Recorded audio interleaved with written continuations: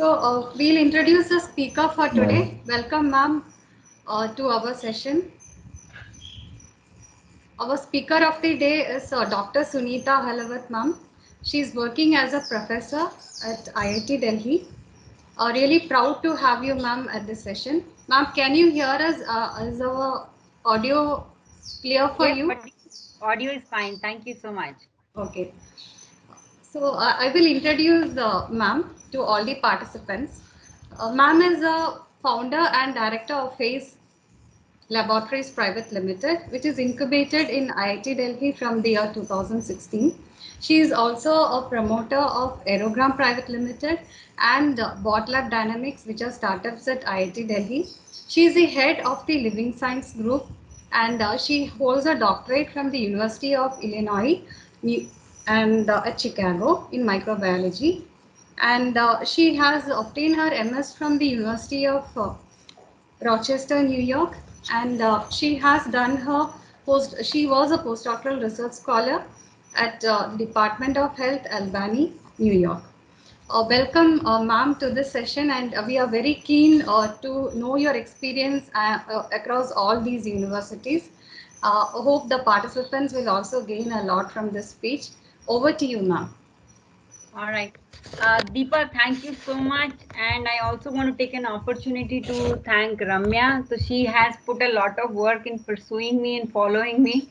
So special thanks goes to Ramya. And before any more due, let me share my presentation and we'll get started.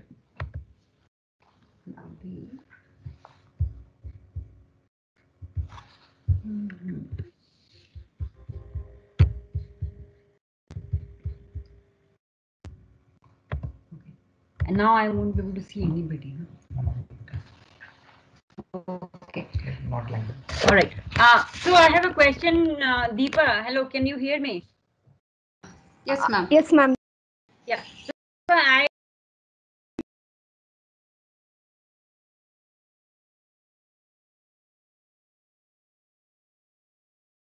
follow. So I would like a moment to know what is your format. Can student ask question in between? Ma'am, students can post their questions in the chat box, and once the session is over, they will be asking the questions and doubts to you.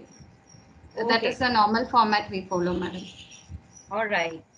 But then if if that suits you. Hope that is okay for you, or if you want to have the questions in between also, it's fine. It is up to your So Dr. Deepa, I think if in between somebody has a question, I would be very happy to, pause and answer it. Sure, ma'am. Sure, ma'am. So we'll use that format then. Yeah, and if you want, if you think I'm going too fast, even you can interrupt and, ask me to explain something again. Okay, sure, ma'am. Thank you. We will do that. All right. So, hi everyone. I am Sarita. As Deepa introduced me very well, so I am kind of a mix of lot of things. So I will today talk about our work on cancer diagnosis, since this session is like AI and healthcare type of theme that we are following. So let's stick to that. So as we say, not one person can do everything. So whatever work I am presenting here is I cannot take the entire credit for that. We have a huge team that helps to bring this, work to this level that I can, present to you guys.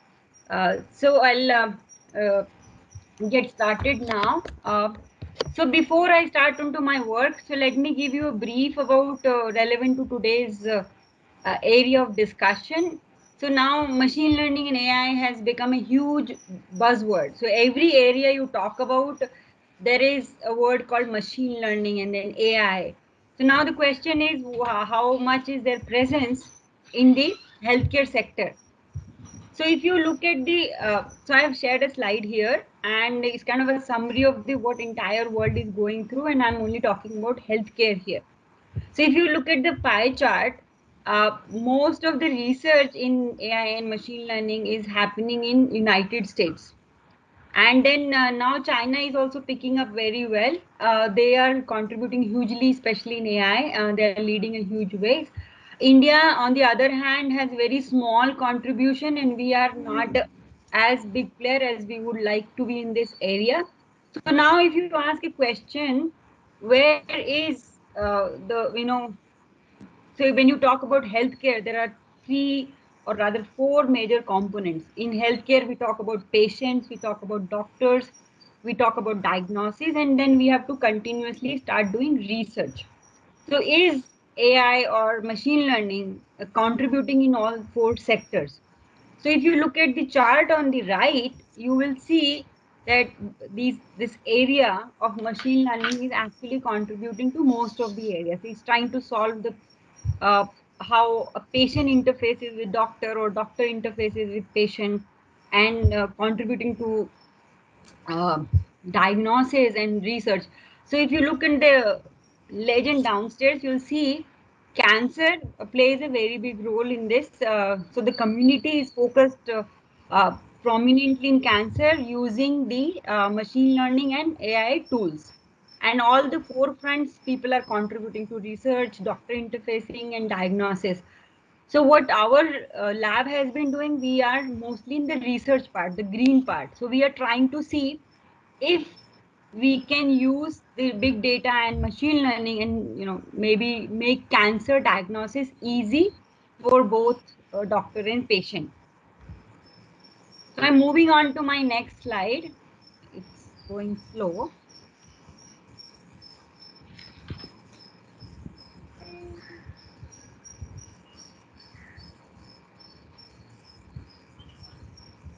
All right. So how does the normal process looks like? So it's a general. Hello, ma'am. Yes. Yes.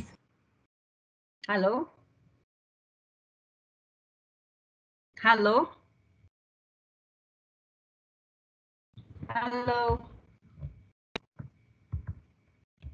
Hello. Can you hear me? Hello. Yes, ma'am, you are audible. I am audible. And can you see the slide also? Yes, ma'am, you're audible. Yes, ma'am. Okay. So, so if I can get some nod after few minutes, it'll be good. Okay. All right. So if you look at the general process, how data is collected when you specifically talk about cancer. So it's a general slide that I'm presenting here. So you all know that for cancer diagnosis, biopsy examination is a state of the art. So in that, what is done is a patient, the organ where the cancer is suspected, a biopsy sample is collected. And in that, once the biopsy sample, what does biopsy means is the tissue is cut very thin and it's stained and processed, and then it's imaged, and you can image it with a normal bright field microscope. And then a lot of data is collected, and based on this data, now you look for some markers and see if you can find some common factor in the normal cells or in abnormal cells. Once you figure out a pattern, then you can predict the accuracy of your diagnosis. So this is a general theme. How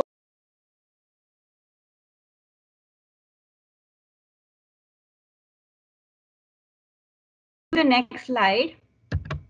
It seems like I have to manually do the each pace.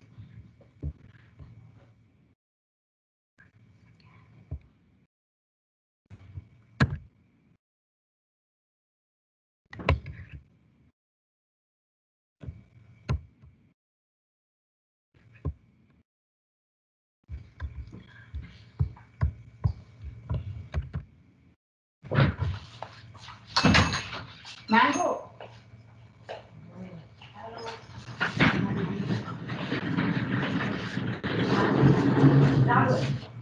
Mango को फटाफट God की बुला काट दिया.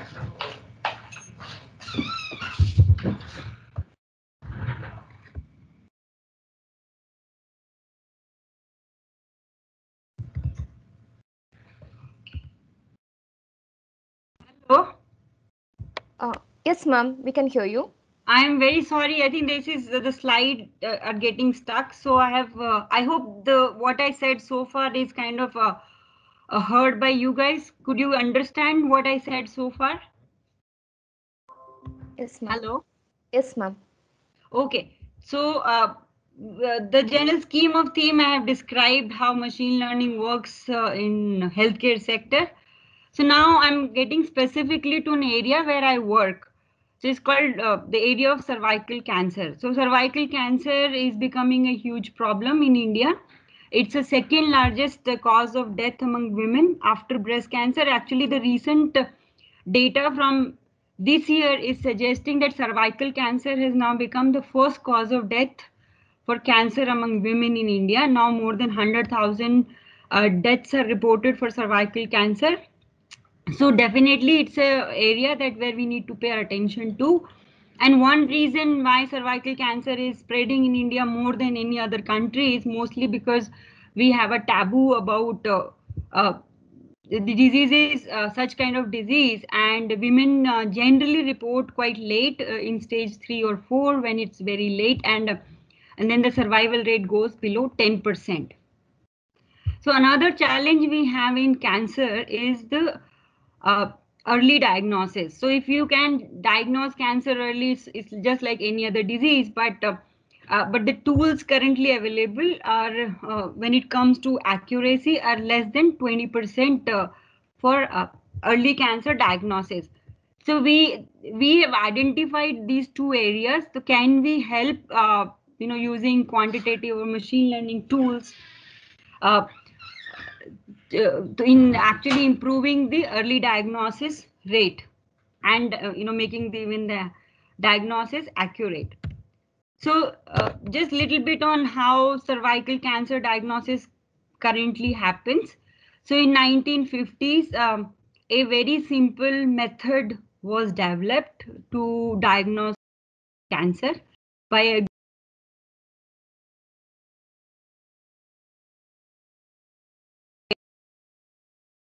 the pap smear is made. So you essentially manually collect the cells from the woman, and then the cells are spread on a glass slide, as you can see here. And the cells are then processed. So what does processing means is, now the cells are made to be ready to be colored, because under any microscope the contrast is not enough. So the processing means you have to fix this with alcohol or acetone, and then you color it so that you can see the cell. So on the right side, you're looking at a microscope, which is generally a very cheap bright field microscope. So this method of pap smear examination, so this slide is called pap smear. A woman in the reproductive age is asked to do this kind of go through this kind of test at least once a year. So after you turn 20, you should be going for this test for next 20-30 years. And it's a very cheap test, and this test has saved millions of lives across the world. And now because of this test, the death rate in the West has gone down to few percent. But unfortunately in India, this death rate is going higher. And so now, if you look at it, how the new technology can help.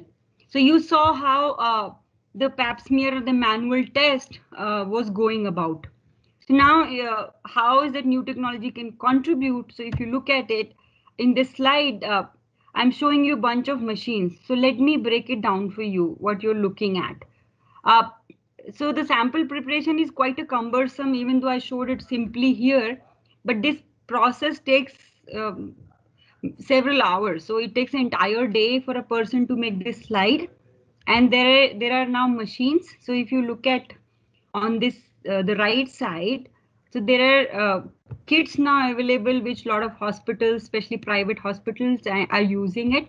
And now AIMS for last I think 8 years has this machine. It's called ThinPrep. In that, the sample is collected from a woman in a vial like this shown in the middle, and this vial is fed to the machine, and the machine spits out the slide. So as you can see a slide on the left, that's kind of a typical representation of a pap smear. So it's called, so this is how the process has kind of improved. And now the question becomes, like, if I'll bring you back to the old slide here.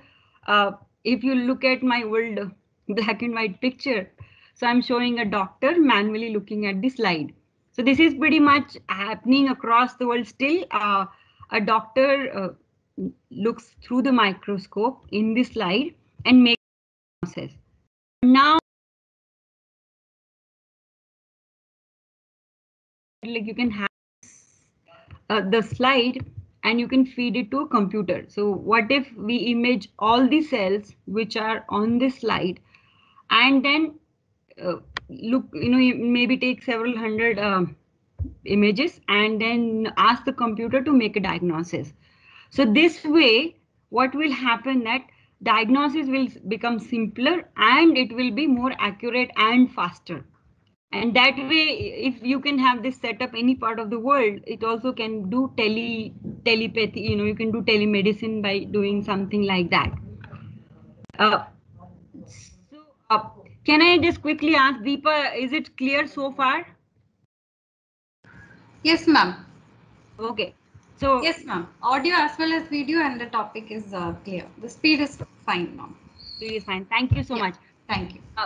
So now I have kind of introduced interesting component in the research.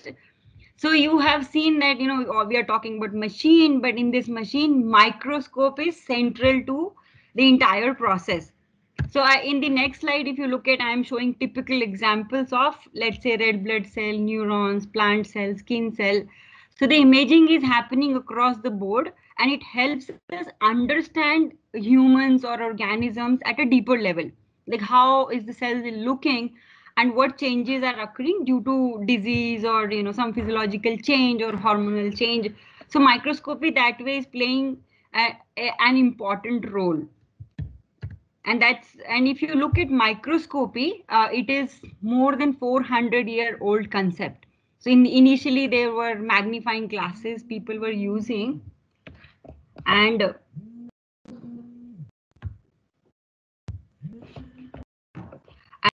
so then it matched compound microscope, and now several years down, few hundred years down the lane, we have very complex microscopes.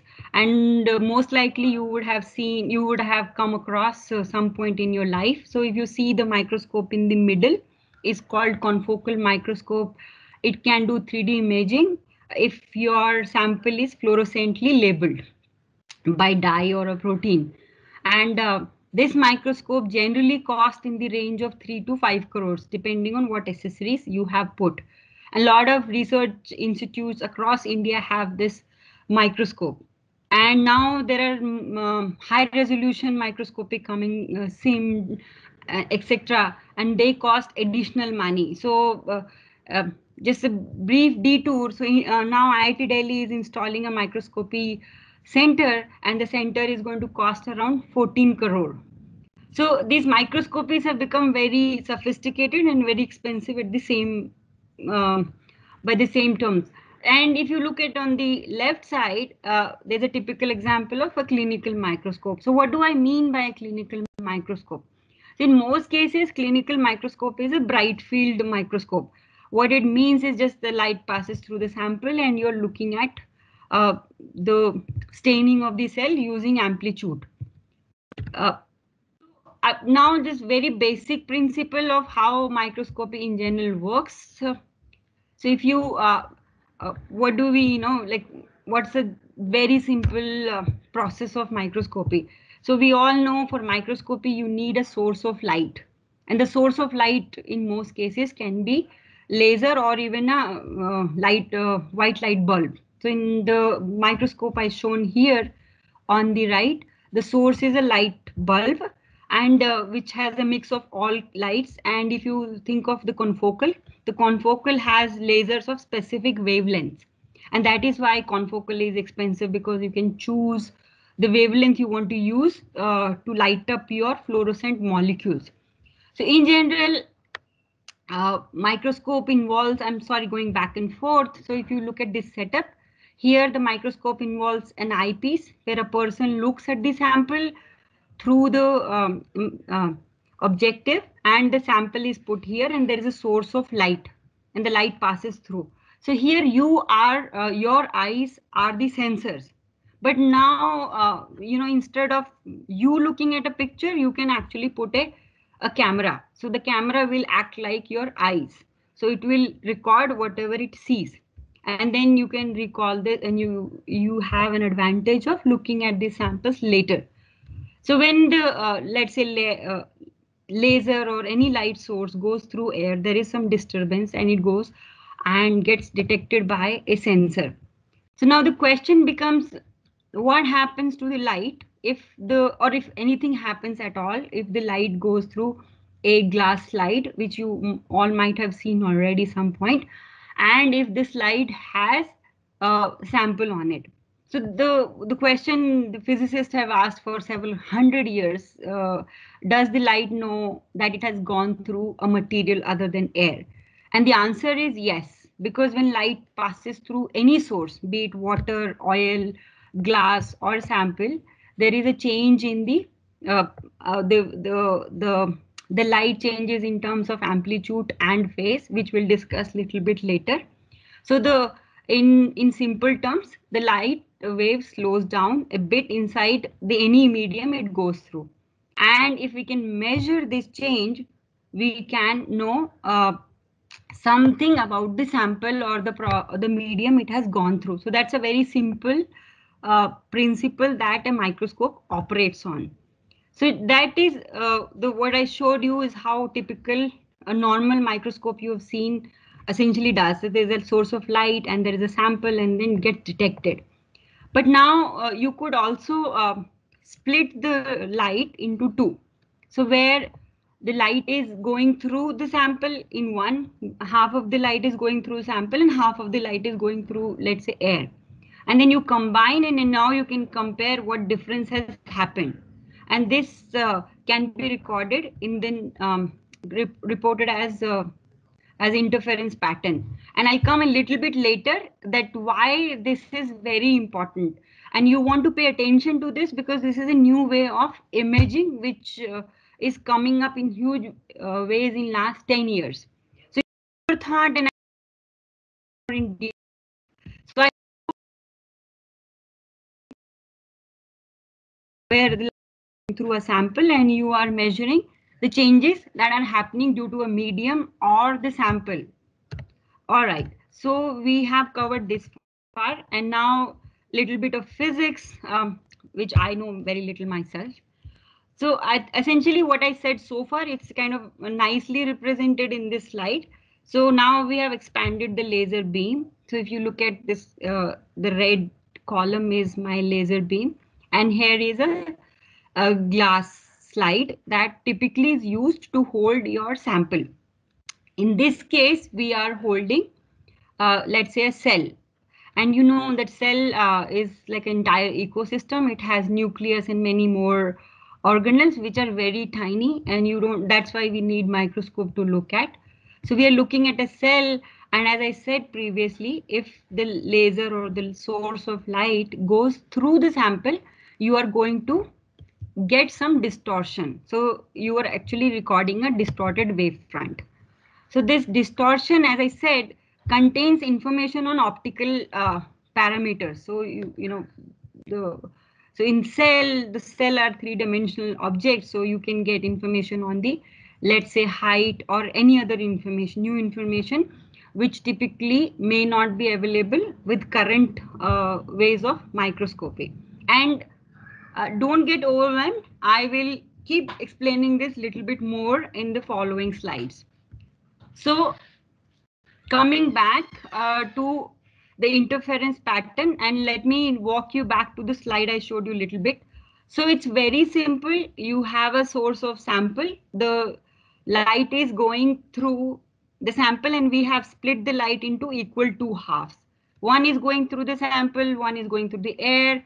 And because these two lights are meeting at the sensor, in this case, the sensor is the camera, CMOS camera, any typical camera, and you see here the interference pattern, because now these two are interfering, and you will see here. So I have zoomed the area and you will see wherever there is no cell or it's empty space, the lights, the light which has split into two now has merged back into one, and there is no interference. So the it's kind of straight. And whenever you see a cell or any material, I mean, you know, it can go through any other material, and you want to point an important step here. So based on what you are imaging, what you have taken as sample, your interference pattern will change. And so this is called, so there is a scientific term for it, it's called hologram. So now if I do computational analysis, so what I do is I take this interference pattern and I run it through an algorithm. So now what algorithm can do to me is results in a 3D image. And as I said, so this is a new way of looking at cells, and it has more information, and I will get more into it.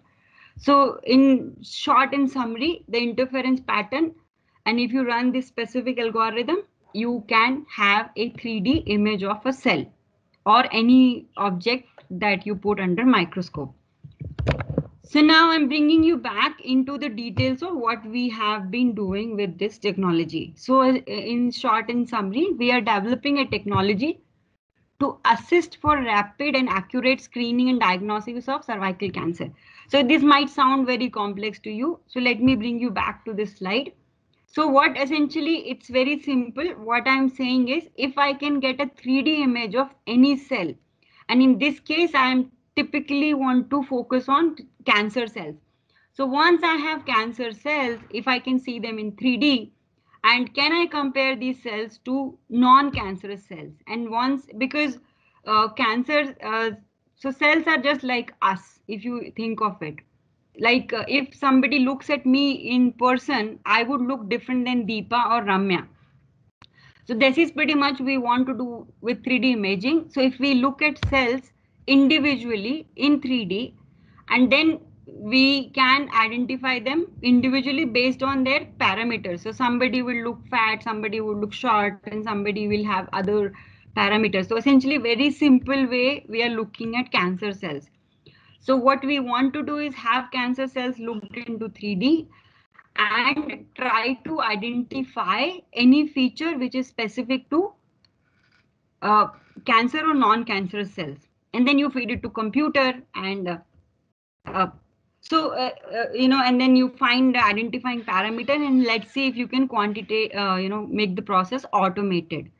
So again, I'm blabbering the point, but I want to bring it again. That cervical cancer, we started focusing on cervical cancer because it is becoming a huge problem for India. Now it has, as I said earlier, it has become the leading cause of death among women.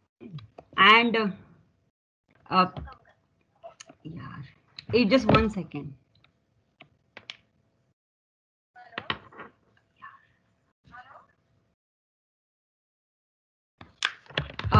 So, and another reason that it's unfortunate that we have to we in India have, you know, women dying from this cancer, because this is among the slowest cancer that takes time to grow. It generally takes 10 years, and if diagnosed early, no women will die.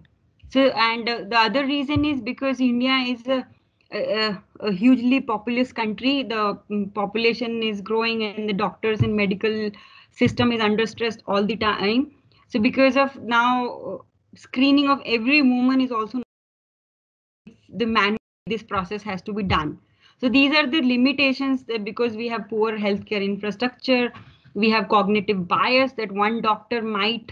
So in cancer, I want to bring your attention to one very important factor, that the doctors, based on their training, they diagnose what stage the cancer is in, and one doctor can differ from other, and in that the problem is that patient might suffer. So there is a cognitive bias.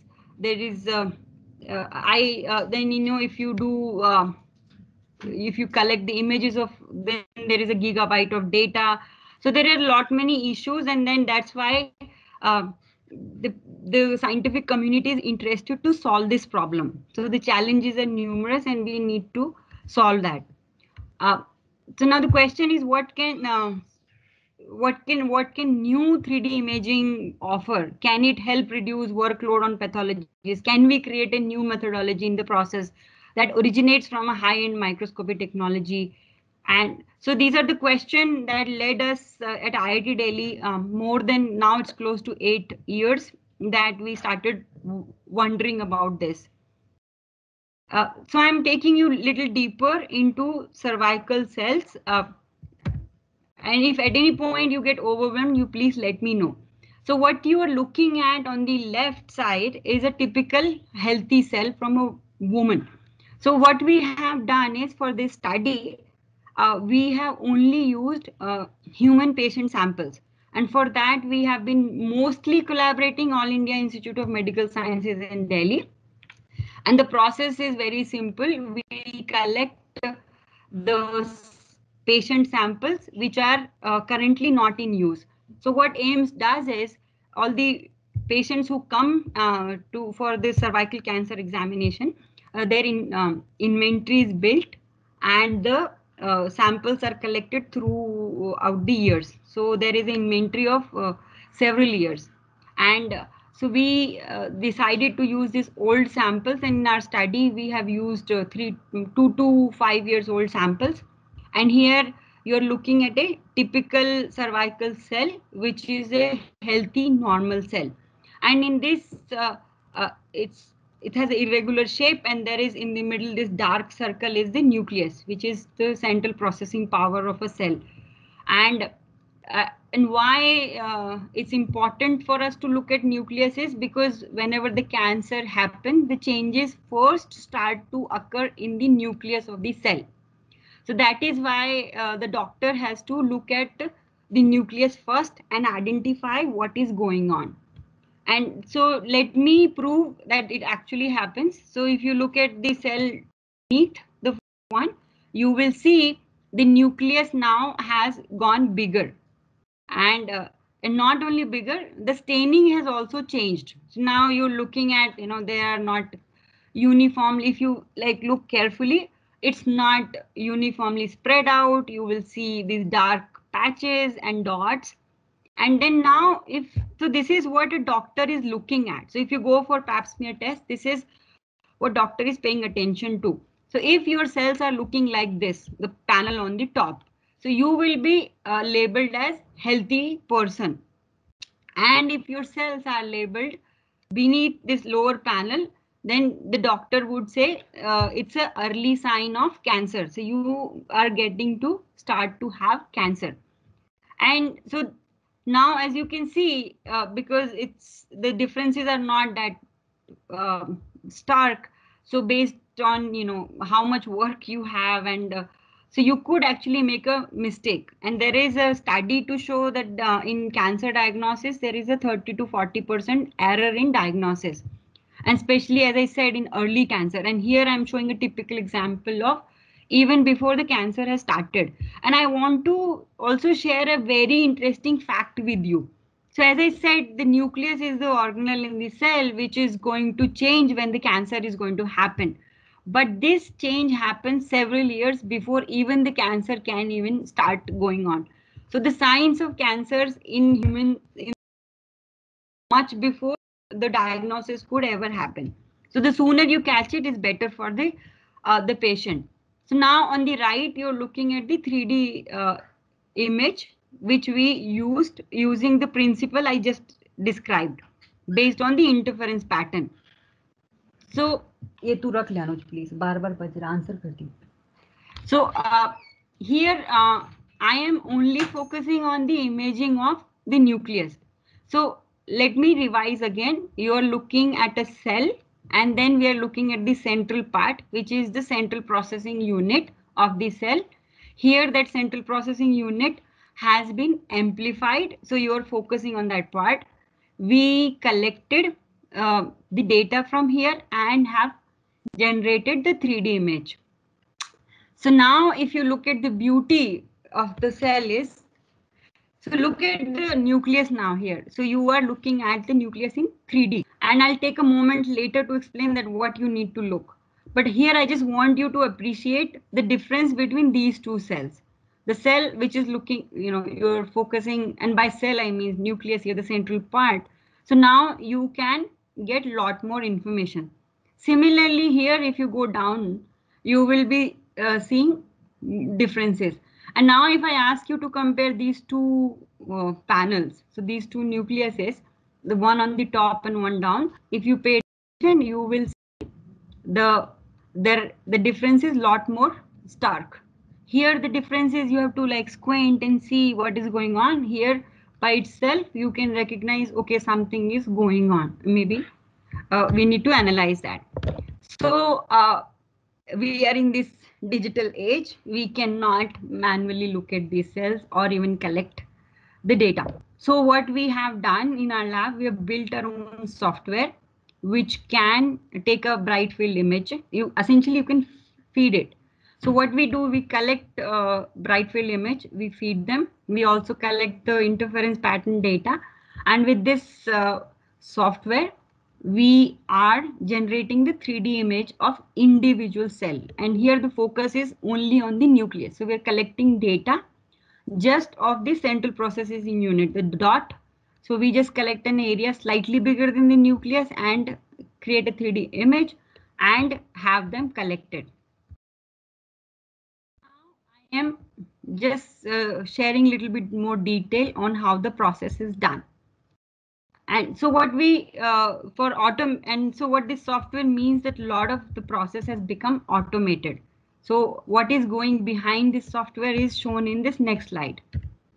So what we are doing is, so in algorithm, what gets fed is, so you take a bright field image, you have automatically you training the algorithm that you need to focus on around the nucleus, and then you have to mask the nucleus, and then the masked phase and image of the nucleus will be collected.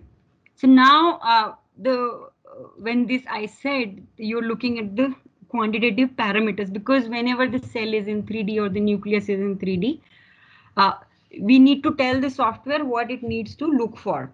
And as I said, if you look at me in 3D or Deepa or Ramya, you would be seeing, okay, she is that much tall and then she is that much broad. So similarly, that is exactly what we do to cells or the nucleuses. We focus on the area, how much the cell is spread out on that slide, the perimeter, and the mean intensity in terms of the color. And we also focus on, so I want to, so as I said in the previous slide, so let's go back. I want to emphasize one more point. So if you look at the panel on the top and panel on the down, down here, when I said that this is what a doctor looks at. So doctor is emphasizing on these two cells, and how does doctor sort of in his subjective or base tells the person has cancer or not. They compare the nuclear to cell ratio.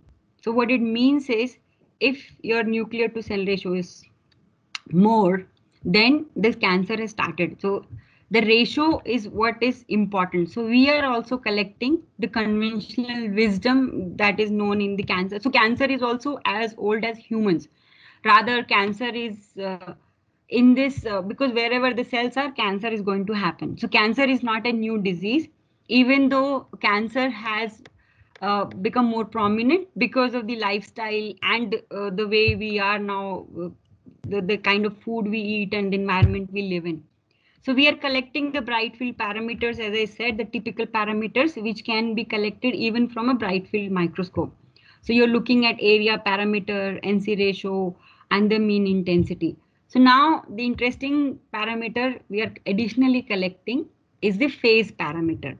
So in the phase, you can collect the optical volume, roughness, and then you can divide the roughness in at different scales to get the nuances and moment of inertia. So these are just examples I'm mentioning, but there are very many parameters that we collect. So here is the spreadsheet of what you're getting per cell. So if you pay attention on the top, so as I'm showing in this little cartoon, that you have a cell 3D made, and this is the spreadsheet and showing you all the parameters, and around 20 parameters are thrown out by this analysis. So now the important question, I mean, it gets very overwhelming when you look at it. Each cell is spitting that much data. And now the question becomes, what do you do with this data and how do you analyze this data? if you were to do manually, it's going to not lead to much of the result. So here is a way that we thought it can help. So we decided to look at this data using principal component analysis tool. And the idea behind PCA is to eliminate redundancy in data and to find efficient representation of the data. So what I mean is you have 20 parameters. So the question with PCA we asked is, are the all 20 parameters same, has the same weightage? Do they contribute same? And if there is a redundancy, why do we need to consider? So, so here is a kind of a summary that we used for PC. That's what we use for PC analysis. So we took the original data, we normalized the data. So we made the correlation matrix. Eigen analysis was done to see what is the special feature that need to be identified, and that's what we are feeding into our algorithm, and then so that we can have an efficient representation. So, and as I said, to do this, you need a software. So we have built in-house software that is reading measurements generated by the user interface. And then we are computing correlation matrix, and we are solving for eigenvalue and arrange the data for significant principal component. So what I said is can be simply represented here in this slide. So what you're looking here, so this I've additionally put for you to understand what is going on in this chart. So this is a outcome of I think some 2000 cells we took initially, and we wanted to analyze how the PCA component is playing along. So if you see here, this is a data from, just one second. Okay. So this is a typical data that we took, and this data is a mix from healthy and precancerous and cancerous patients. And so in this PC analysis, you will see the cells are kind of together in a blob, and the PCA parameter here are collected from bright field images only. So in this, there are only two-dimensional images were collected, and their PC analysis were done. As you can see, the cells are kind of not being able to be differentiated. But if you add the phase parameters, now you will see the cells start to get separated. And now you will see I've labeled them that the bigger cells are coming on one side and which has more phase are coming. So what we found that PCA allowed us to separate the cells into different categories. Now you can separate the normal cells from the abnormal cells. And just to simplify what you saw, because I know it gets very overwhelming, so I added an additional slide for you to look at. So this is pretty much what is going in PCA, but here I'm just taking two parameters. So if we look at the nuclear volume or a roughness, and then we plot it against each other. So let's see, on the left, you're looking at the cells which we have collected through bright field images. So here is a normal cell, and now as the cells are progressing towards cancer, so I have arranged them like that. So this is the cancerous cell, and this is in between. And as I said before, I would like you to appreciate how different the cells are looking. So it's even by visual examination, you would be able to see that normal cell has less height, it has less spread, it has less volume. But when you look at cells in 3D, you will see a lot more gets added. And you can see, and this is what the PCA component is doing, extracting all 20 parameters, putting them against each other and finding which parameter is significant. So what we learned from this PCA analysis, so I took you back to the slide, the PCA analysis suggested to us that top 4 parameters which are important for separating the cell and were actually the phase parameters. So for example, here the nuclear volume and the nuclear roughness was among the 2 parameters, and these are the only, these parameters cannot be extracted by any other method. So I hope you were able to see that what parameters we extracted and they're getting separated are also from phase. So here is a simple representation. So I mean, it's a repetition, but you could see the normal cells are easily separated from cancerous cells. So this red spread is of the cancerous cell, and yellow and the blue is the spread of cells in between. So here is a summary. I'm making it again that our method uses the routine cells which are easily available in the hospital, and it is providing information that is not accessible to doctors today. So we are proposing a tool based on this technology. And I want to just take a moment to emphasize that this method is currently not available anywhere in the world. So we are kind of the first team to have worked on it. So let's summarize the whole PCA study here. So analysis, so you would appreciate that analysis has been done with no human interface. So what we have done is now we have cell data from several hundred patients from not just one hospital, but rather from 3 hospitals. And what we do in PCA analysis, we collect these cells, both bright field and the phase data, and we feed it to our algorithm. So in this, there is no human bias. So our PCA analysis is happening unsupervised. The clustering of the cell is not biased in any way. I am not dictating the outcome. Because in machine learning, you might have heard that you have to label the data. So if there is a mistake in labeling the data, you could get a bad outcome. So the one advantage of PCA analysis is you do not have to label your cells. Your PCA components will be finding an eigenfactor based on what is a prominent feature, and both based on bright field images or the phase images. The cells of similar types are automatically clustered together on the plot. Phase parameters play an important role in grouping of the cells. Bright field parameter alone cannot achieve this. Phase-based PCA slot suggests that we can build a assistive tool that can lead to pathologists to improve their method. Now you will, I hope that this whole question comes to your mind, that what is this microscope that she is using. So I thought I would bring this up at the kind of once you understand how important the data is. Now I want to show you how this whole process became possible for us. So we have been using a phase-based 3D imaging microscope. This microscope was invented at IIT Delhi, and I have already explained you the principle of this microscope, but I'll do it again so that now you can see an entire picture how the whole system works. So you have a source of laser, and it's not a very high power laser. So this laser gets split into 2, and so we are using a beam splitter. And so you splitter the movement of the light.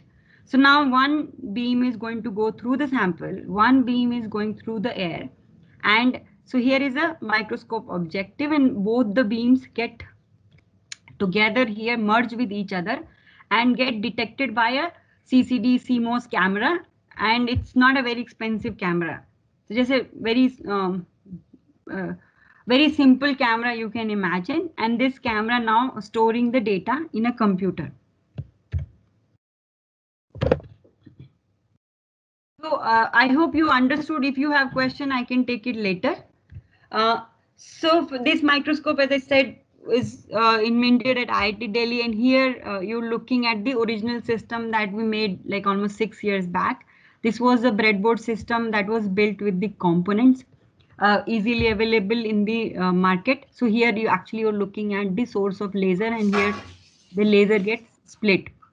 So you, when we saw this powerful method, we had filed for, so means IIT find a US patent which was granted to IIT Delhi in 2015. And in between, the physics team has been publishing a lot of paper. We from our group also, we have been publishing paper together. So this scientifically we have proved that this method is robust and it works. And but this system cannot be used by anybody because it required a lot of manual fixing of the components.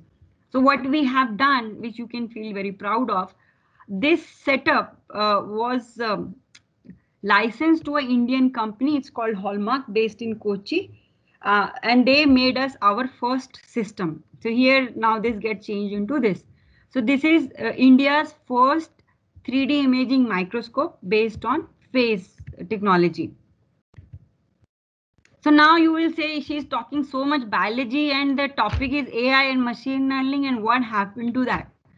So let me make you happy that we have also tried machine learning to see if cervical cancer can be automated. The diagnosis part can be automated.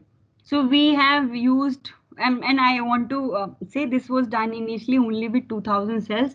Now we will be repeating this with the 50,000 cells. So what our student has done, he has used two very popular methods of machine learning. So you all have heard of support vector machine learning, SVM, and random forest, and you know SVM classifiers finds a boundary which most clearly separates different classes from each other. So there is a clear separation. And random forest, on the other hand, this model constructs many random decision trees and combines them. But what the better outcome of random forest is slightly more reliable than SVM. So here is our result. So what we have done is we took bright field cells, we took in all different categories. I will not burden you with what these cells are called because it's just a jargon, but you have to trust me that this list means normal cells and the cancerous cells and in between. And as you can see, if you take bright field features only, the accuracy comes around to be 85%. We also played with phase features, and phase features alone can give us around 80% accuracy. And now if we look at random forest as expected did slightly better than the SVM. And again, we are looking at the cells normal and cancerous and in between, then accuracy goes to about 85%. And if we take just phase parameters, then the accuracy is 78.6%. So what we did is here, as I said, the cells were taking different categories and you calculating their precision, call rate, and then calculating the accuracy. Now you can combine all the cells, and so what combination means that normal versus abnormal. So I'm just taking two categories now instead of 6. Now I'm feeding to my model just two categories. So if you combine, and now the accuracy jumps to 97.3%. So if with SVM, which is not even a very reliable, but you still see 97.3, and this is bright field alone. And if you look at phase features, you can see 94.8%. And similar result, encouraging result got from random forest. So when we took the two categories, normal versus abnormal, we were able to get close to 97 to 98%, and phase also gave very promising results. So here is a summary of our machine learning, and we are repeating this now with the 50,000 cell database that we have created. That phase features on their own have a very good predictability ability to classify cervical cancer. And bright field features also have high predictability. So if you combine them, we haven't seen difference, but I want to add is that both the one disadvantage of SVM and random forest is and which you have to know being an engineering student is so when these models work, they work on numbers. So in a typical cancer patient or sample, if you will, the number of positive cells are very less. So you're looking at thousands of cells are normal and less than 100 are abnormal in early stages, and sometimes the number is less than 10. So this bias of numbers in machine learning plays a big role, and that is why the accuracy is staying between 85 to 95%. But if you could normalize it, so if you take, let's say, 100,000 of normal cell, 100,000 of cancerous cell, then the predictability will come close to 100%. So to counter this, we are looking at other machine learning models which can kind of keep this in consideration, that in a cancer patient, you'll never have equal number of cancer to non-cancerous cells. So that part is going on. So as and we also think that this SVM and the random forest models will become a lot better as we collect more and more data. And we'll also kind of get to know more about the features. And then, once you have a population based study done, probably we will know the prominent feature among the population. So I hope, Deepa, I'm going to switch gears now. I'm using same DHM, but I will be now using another cell type. So if you have any question or the students have any question, they can ask. Yes, so the faculty, are they having any questions? You can ask your questions now, please. Any of the participants want to ask the questions?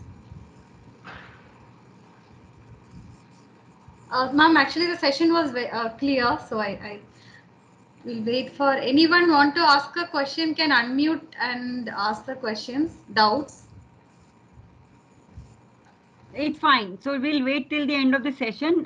So what I'm going to do is what we have done with cervical cancer, and I hope it's clear. If it's not clear, it'll get clear in the following slide because we are using the same idea.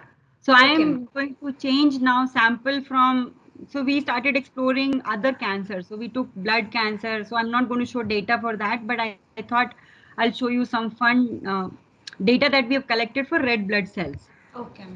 So let me now introduce, so because a lot of you are engineers, so I thought I'll just take a moment and explain you what the normal blood components look like.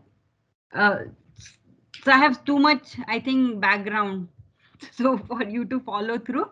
So blood has three main components. So most of your analysis, anything that happens to you, first thing a doctor suggests is a blood test, and in that you give a blood. So if you look your blood closely, there are three major components. You're looking at plasma, which is colorless, and the red component of the blood cell is the red blood cell, and then you have WBCs or the platelets.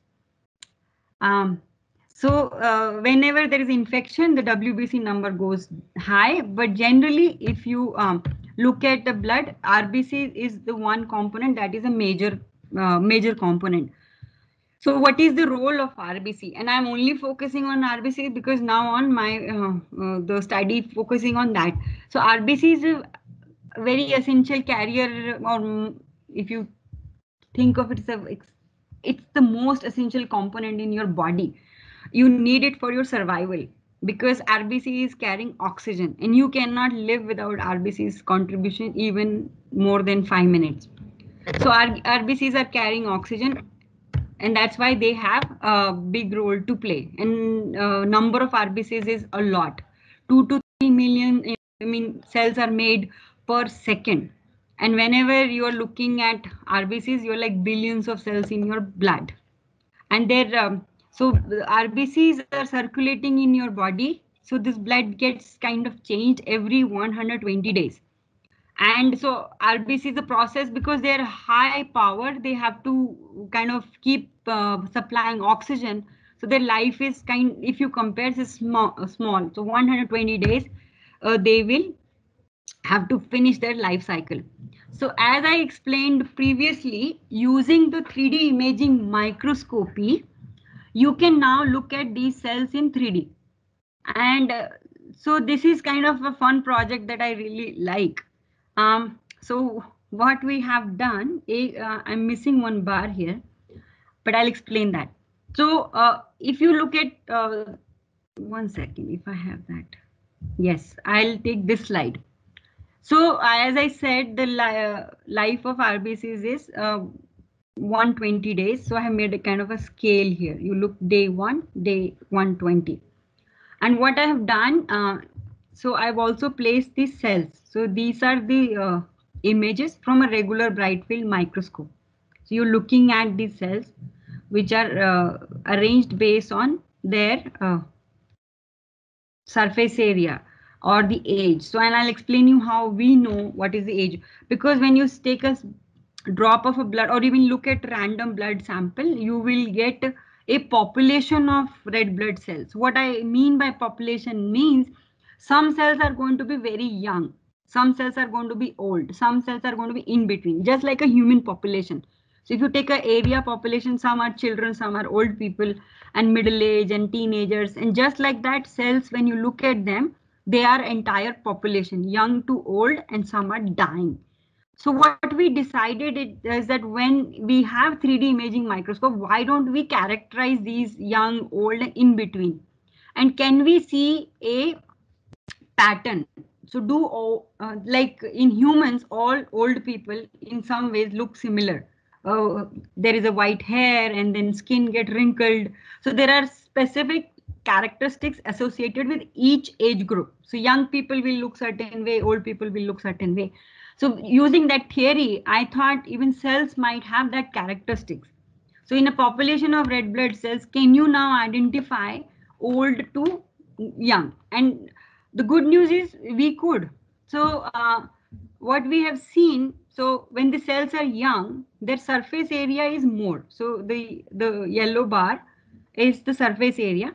And here when the cells is kind of close to 120 days, getting older, the surface area goes down. And I want you to appreciate the beauty of these cells. Look at these cells. I mean, this is not easily available in any other place. The cells you can see in 3D. So these are red blood cells from a typical human being. So we took these samples from BTech students at IIT Delhi and masters in PhD. So these are real samples from humans. And when I'm arranging them, so the cell which is young has spread out more, so I want to, because I've been showing you these colors and I'm sorry I did not explain and you did not also ask.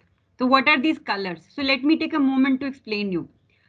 So this is a heat profile. So it's kind of a heat map and height profile. So what we are want you to see is whenever there is blue, that means the height at that place is less, and whenever you see red, it means the height is more, and the other colors green, white, and cyan are the in between height profiles.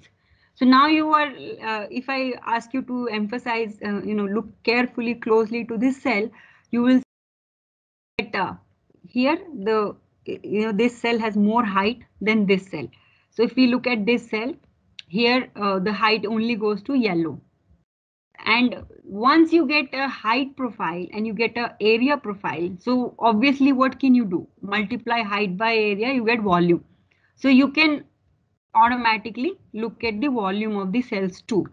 So now coming back to what I was saying is, if you arrange the cells from young to old, you will start to see the cells are a lot more spread out. Their surface area is they're kind of more fat, and their height is less, short and fat. That's how I joke in the lab. The young cells are short and fat, and as the cells are maturing, their height is increasing, but their surface area is decreasing.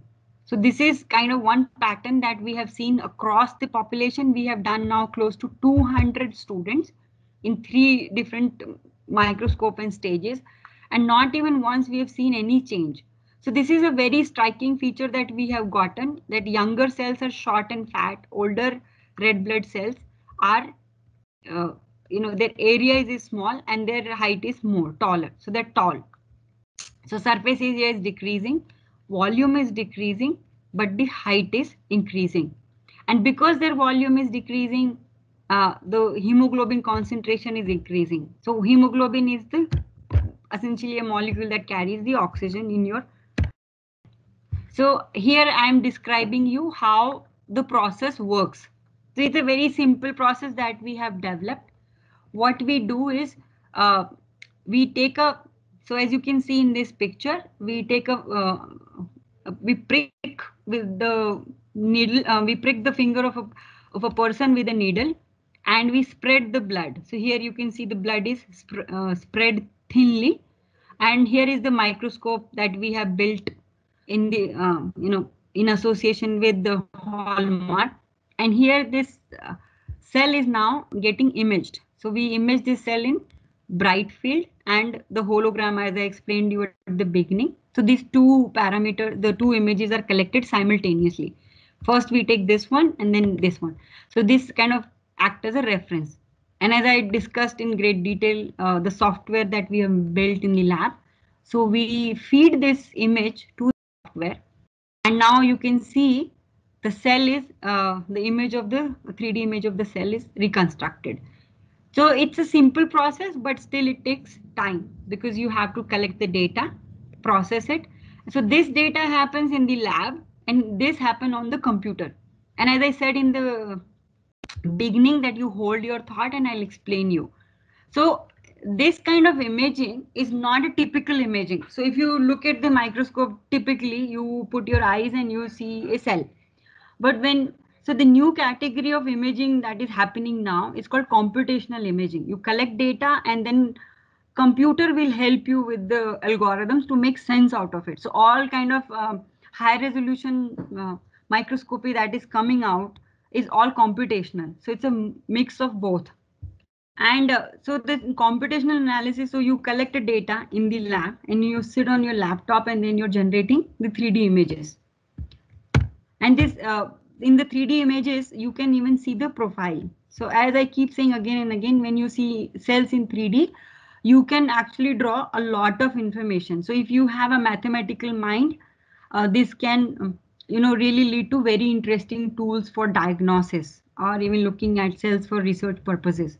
So here, if we cut through the cells, you will see. So this line graph will show you. If I'm going through this, and you'll see the cell is like a donut. So there is a depth in the middle and the height is on the rims. And so using this quantitative data, because it's a 3D cell, and as I said, explained in great detail. So once you go through this software, you get data, 20 different parameters, and we look at just few parameters, and you can see just I am not getting biased in any ways, and I can see that the red blood cells of male and female can easily be separated using this tool. So what I'm doing is just using these quantitative parameters either in terms of volume or area, and I can separate that. So now the interesting question comes, like you're looking at the red blood cell profile of healthy individuals. Some of the individuals do smoke. So smoking is prevalent in the society, but like maybe under 10, few percent. So we collected few smokers and we analyzed their red blood cells. So if you look at this, the profile here. So in the blue, you're looking at a profile. I want to just step back and explain you what we are doing. So I explained you the process, right? Here you're looking at manual process, what is happening. Here you're looking at bunch of cells. So these are red blood cells, how they look. Yes. Yes. Hello. Okay, I'll move on. So you look at these cells which looks like rings, and so what we do is we collect, as I said, cells are like population. So for population study, you need to have certain number. So randomly we decided we'll collect 300 cells from every individual. So this data is typically representing the cells of 2 to 300, mostly 300 cells. So when I say profile, I mean this is analysis of 300 cells. So if you look at just the surface area of these cells, so as I explained, it's a population. Some cells will be big. So there is a more surface area, is a small surface. So there's a typical profile. So that is what I mean, the profile of RBCs. So if you plot them, you see a certain profile, and this profile changes between people to people. And now if I compare the profile of a healthy individual, which is a normal healthy young boy who is between, let's say, 23 to 30 years old. And if I compare the healthy individual's profile with the smoker, you are now seeing a shift in the profile. And here we did PCA analysis, and as I explained you in PCA finds out important parameters and then plot them with each other. So here the red is the smoker and black is the healthy, and as you can see, the cells from healthy individual to unhealthy can be easily separated. So now you are looking at a tool which is automatically, if you give a drop of blood, computationally, it is able to tell you if the blood is from a girl or a boy, or if the boy is smoker. And we are also looking at other medical conditions and also age groups. So if you look at, I was showing the age groups here, male, female. So I'm taking you back to this slide. So we have done this male female analysis for different age groups, because once you have data, then why not look at it? So if you look at the male female, so the profile remains distinct irrespective of age. So every age group, male will look different than female. So we have looked at the age group, we have looked at the smokers, we have also looked at people who are anemic. So what does anemic means is people who have less hemoglobin in their system. They're carrying less oxygen. So we asked this question is, can you computationally tell if these people are different? And we were kind of, so these are very early indicators. The study is not complete, it's currently going on. So I'm not making big claims, but early indicators are that we can separate healthy from anemic individuals. So now you're looking at the profile that this is, the red one is anemic, and the blue, yellow, and the sort of grayish black is the healthy individual. So another interesting, this is not an updated graph, but I want you to enjoy the very much fact that you could have this question. If I'm looking at the red blood cell, let's say from myself, do my cells, is my profile different when, when the time goes by? Is my profile changing every week? And is my profile changing when I'm sick? So we asked this question. So we took an individual who was sick. By sick means had a bacterial infection. And so we, if you see, the yellow profile is when the person was healthy. But when the person got sick, the profile shifted to red. What does red means? The surface area increased. And what does it mean? That to counter the sickness, the person is making a lot more new RBCs because the person needs more oxygen to recover. As the person started treatment, the cells start, so it kind of affected the immune, the system a lot more, and the cells shifted further because the medicines are also kind of not, I mean, it saves life, but the system finds it hard to deal with. So what we were excited to see that if an individual is going through a treatment, the profile is different when the individual is healthy or the individual is sick. So as you can see, this method that we have developed is very sensitive. Each stage can be differentiated. And so this is the age group I talked about. They were the broader range. Here is the range in smaller. So if you look at children, if we take a blood sample from 1 year old, 8 year old, 12 year old, you will see the changes are very stark. So this profile between this very close age groups look different. So let me summarize what we have so far. So for this method, you essentially need a very small amount of blood volume. So, and essentially what it means is prick of, when you prick, you're only looking at a very small drop of blood. And with this method, it's very easy to monitor people regularly, and people also do not mind, giving their blood. And another important key feature of this method is this tells you what is going on in your body even before you get sick. So if you have a method like that in the market, it would kind of monitor and it'll tell you even before you get sick that look, something is happening. And this method is also telling you if the lifestyle changes are bringing some change in your profile. And the advantage of this method is it can be dirt cheap. It can be extremely cheap. It can be done on live cells. And as I said, the other microscopy method needs processing and staining. So this can be just done on unstained cells and quickly. What I mean quickly is if machine learning tools are applied, you can see results in real time. So it will literally less than 10-15 minutes if you develop this method can be done. Okay, so is there a question? I think. Wait a minute. I lost my PPT.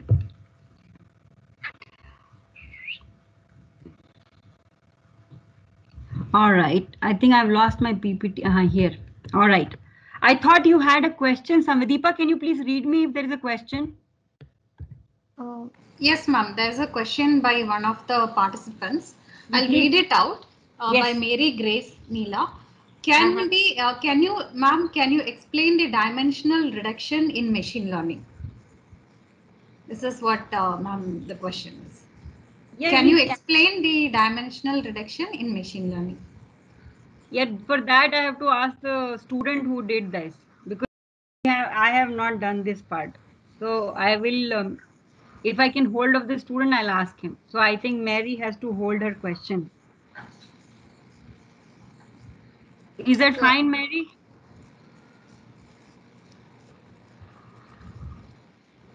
Hello? Yes, Yes, she ma'am. has replied by telling okay. Okay. Okay. All right. Anyone else, please post your questions in the chat box, or they can directly unmute and ask.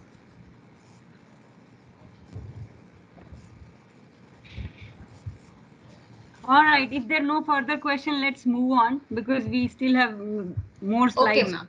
Go Yes, on. ma'am. Yes, So ma'am. one application we talked about of this quantitative method is like you can collect data quickly from a population and then you can apply any kind of machine learning method, because for machine learning tools to work you need to have a huge collection of data, and this method kind of allows you and it gives you features which the machine learning tools can use the parameters. And so the very important the important application, not just from the wellness point of view, the other important application of such a method is, so you all know about blood banks. So whenever there is a trauma and then in hospitals when people need blood, the blood transfusion happens through the supply of blood from the blood bank, and the blood is stored in the bank, and we all have some point in our lives have stored the blood, and this blood goes to the person who's sick or had an accident. So in emergency this blood I'll give you one fact that in blood bank, generally blood bank stores the blood, the donated blood, only for 28 days. After that they don't, because then potency of the blood goes bad. And when you donate the blood, how the blood was stored, if so just by looking at blood it's impossible to see if the blood is healthy or not. So the method we have developed can also help there. So in the blood bank, even before you give the blood to the patient, you can examine the blood using 3D imaging, and you can see if the blood is good enough to be given to the patient. And why it's important, because when the accident or something happens, the blood the red blood cells, as I've told you, carry oxygen. It's very critical. So if you know that 70% of your blood is healthy, or red blood cells are healthy, that means you have to put additional 30 more percent. So this method is kind of very good in giving you how kind of characterizing how good the blood is. So this is one I'm actually showing you the data that we have taken from the blood bank. And so if you look at the fresh blood at day 0 that we had collected, the blood cells looked very healthy. And when you look at this cells after 15 days which are not properly stored, and you can see cells have started to look kind of not so healthy, and then it can damage the patient's health well-being. So here is the summary of the red blood cell study that I had said so far. That it's using this method, it's very easy to make a profile of red blood cells, and you can the differentiate between the profile of healthy individuals, and suggesting that no two people are similar and based on what we classify as healthy. So then people can, even before getting sick, using this data, can make changes or improvement in their lifestyles. And we have looked at malaria cases, we have looked at smokers, diabetic, and we have shown differences in all category. So in a way, it's a very promising tool that it can differentiate healthy individuals from each others. It can differentiate on the based of age and also based of diseases. So this is something we would like to carry forward, and we are carrying. And so we are now extending this study to one more level. So we are using this method for finding the effect of air pollution on red blood cells. And how is that we can do? So I have convinced you so far that my method is so sensitive, it can look at the changes. And being in Delhi, so you all, by the way, air pollution is not a problem just for Delhi. Chennai generally sees air pollution not as high as Delhi, but it's also polluted. Yes, ma'am. And Yes, ma'am. yes, It is also polluted. yes. So unfortunately, India is now struggling with another problem of air pollution. So we thought air pollution is a major problem for Delhi. Can we use this method to look at what are the changes that are happening in red blood cells? Essentially, so I want to, you can ask me why am I doing this? And so why the whole motivation of this project is uh, air pollution is prevalent. Everybody knows air pollution is there, but we are not doing much about it. And we are not doing it because air pollution affects at a longer time pace. It takes several decades for it to affect our body, and that's why we are not reacting. So I thought if we have a method which can tell people, look, your blood profile is changing because of higher pollution. So can you, maybe it'll be easy for people to get convinced. So that's essentially the motivation behind this project. So let me define the problem for you. And whenever you want me to stop, I'll stop. All right. So quickly, I'll say, so when we say air pollution, so these are the major air pollutant. You're looking at PM 2.5. You all must have heard about this name PM2. PM means particulate matter, and 2.5 is the size. 2.5 microgram, micrometer per meter cube. So that's a unit that has been used. So the major pollutant in air is PM 2.5, PM10, carbon monoxide, carbon dioxide, lead, nitrogen dioxide, sulfur dioxide, ozone. And so these are major pollutants. But if you look at India, the main component is actually PM 2.5. And why is PM 2.5 bad? Because it's small, it's smaller than your hair. Once it gets into your body, it settles down in not just lungs, everywhere. And when it goes to lungs, it won't, it'll stick to the lung walls, and the lungs start to go black, and your breathing capacity goes down. So let me share with you some facts. So according to WHO, around 7 million people are dying early each year, by the way, each year.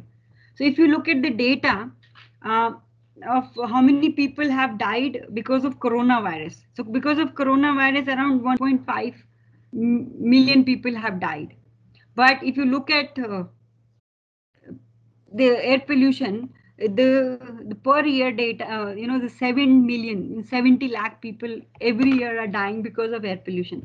And as I said, it's because the pollutant are sitting in the lungs and they're affecting our brains. And we are getting heart disease, stroke, and many other problems are happening. Lung is the last one you have to worry about. And the productivity also goes down. And I will not waste much time on telling you guys what are the sources of air pollutant. Everybody knows this: traffic, construction, and cooking and whatnot. And if you look at the world map here, look at the belt. India is among the most polluted. India and China, this belt, and some African countries. So we have to worry about this problem. And so let's just move on. So there is a need. So what we thought, being at IIT, it's easy for us to develop a tool. So we have built this. If you see this girl, I'll show you. We made a small monitor which can, I'm showing a cartoon. This girl is wearing it, and she can carry it around wherever she goes, and we can monitor her health, air pollution exposure. And so there is like a software that we built, and we can trace her movement, and we can show how much she has inhaled. And now I bring her back in the lab, let's say after 4 weeks of she has been into high air pollution area. And then we are again the same process. We take a blood from people who are exposed to high air pollution, and now we can analyze their blood. And why we think this project will work, because I've already shown you that healthy and the smoker data can be separated. So now smoker is also like a, somebody exposed to higher pollution. So smoke is if you look at the cigarette soot, it's PM 2.5 and other pollutant. So that's why we made this correlation. So we are extending this study. We have applied for a bunch of grants, and one has just recently been granted to us by UN. So we'll be studying this in 100 people. We will follow these people, mostly young students, in throughout year in high polluted times, because in Delhi pollution is kind of seasonal. The pollution comes mostly in the winters, and so we can, if we monitor, we can see what happens to the red blood cell profile. I want to take a moment and ask you to focus on the images here. If you look at the cells here, there are two kind of cells. So these are normal cells, in the normal microscope, and you're here looking at the 3D cells. And so here the cell is of a smoker and is a normal person. So you can see not only quantitatively these cells are giving different data, but if you have to individually look, some of these cells have some characteristic features. So with this, I will say thank you so much for the opportunity, and we'll be happy to give, answer any question that you may have. Participants, if you have any queries, kindly you can unmute yourself. Ramya, was it overwhelming? Yes, so much. I said, because you said 2 hours, so I crammed lot of data. Yeah, ma'am, it was very interesting. I think we'll get some queries from the participants too. Let us. That's okay. It's a very new topic. So you're welcome to share our PPT with them if they have questions Sure, later. ma'am. I will be very happy to give, answers later. Okay, ma'am. So we'll check whether they have posted some questions. Okay.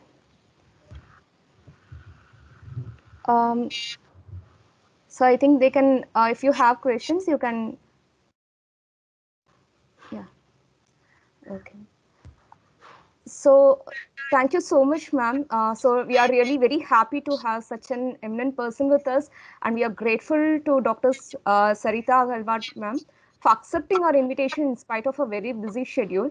Very interesting and wonderful session, ma'am, as usual. And I extend my sincere gratitude to her for sharing her knowledge and precious time with us and the participants. Thank you so much, ma'am. And over to Deepa, ma'am, now.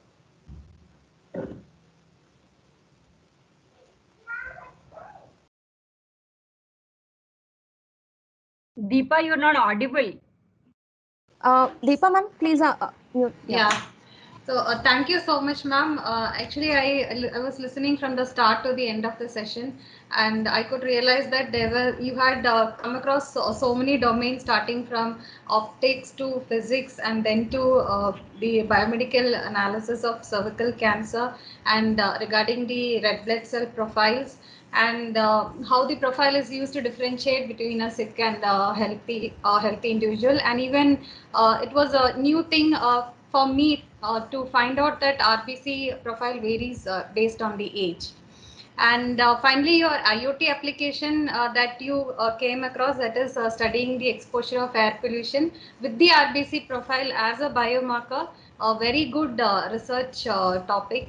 And maybe the participants can also understand the flow, like how from the spark of an idea, and after doing a project, it ended up in a different domain, a very innovative new topic.